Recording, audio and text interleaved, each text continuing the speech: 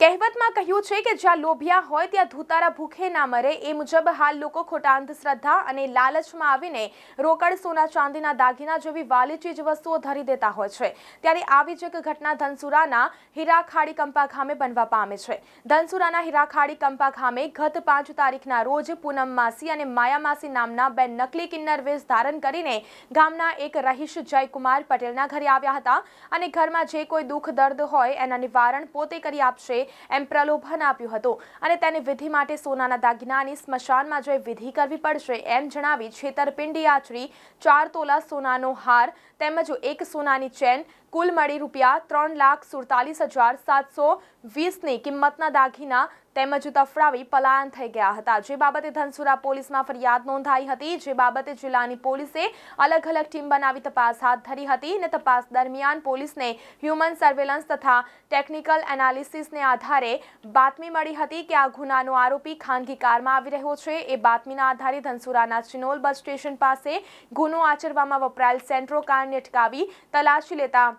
બાબુભાઈ માનસિંહ પરમાર રહે તરખાડીના પડધરી તેમજ જિલ્લો રાજકોટના થબાવા રહે તેમજ હરમડિયા તાલુકો ગોંડલ જિલ્લો રાજકોટ મળી આવ્યા હતા. તેઓએ કિન્નર જેવો વેશ પલટો પોતાનું નામ પૂનમ માસી અને માયા માસી બતાવીને છેતરપિંડી આચરનાર આરોપી મળી આવ્યા હતા.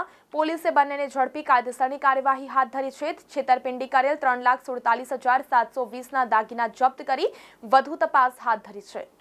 સિનોલ બસ સ્ટેન્ડ પાસેથી શંકાસ્પદ વાહન Hyundai Santro car GJ3 EL 0637માં આ સંબંધ ઇસમો મળી આવેલા તેમની અંગઝડતીમાંથી આ ગુનાના કામે ગયેલ મુદ્દામાલ સોનાનો હાર તથા સોનાની ચેન પેન્ડલ સાથેની મળી આવેલી અને જેઓની પૂછપરછમાં તેઓ બાબુભાઈ માનસિંહ પરમાર રહેવાસી રાજકોટ તથા અજમલભાઈ લક્ષ્મણભાઈ વાદી હાલ રહેવાસી પુસરી મૂળ રહેવાસી ખડોદા નાઓ મળી આવેલા, જેઓએ પરબતભાઈ નાથાભાઈ રાઠોડ તથા નારણભટ્ટ શ્યામજીભાઈ અખોલિયા નાઓની સાથે મળી અને આ પૂર્વે આયોજિત કાવતરું રચી અને તેઓની અગાઉથી એમના ઘરની થોડી માહિતી મેળવી એમને વિશ્વાસમાં લઈ અને એમના ઘરના દુઃખ દર્દ દૂર કરવાની લાલચ આપી અને તેઓના પાસેથી દાગીના છેતરપિંડીથી લઈ ગયેલો હોય, જેઓને ધનસુરા પોલીસ સ્ટેશનમાંથી police staff PSI CPI Shri તથા પોલીસ સ્ટાફના માણસોએ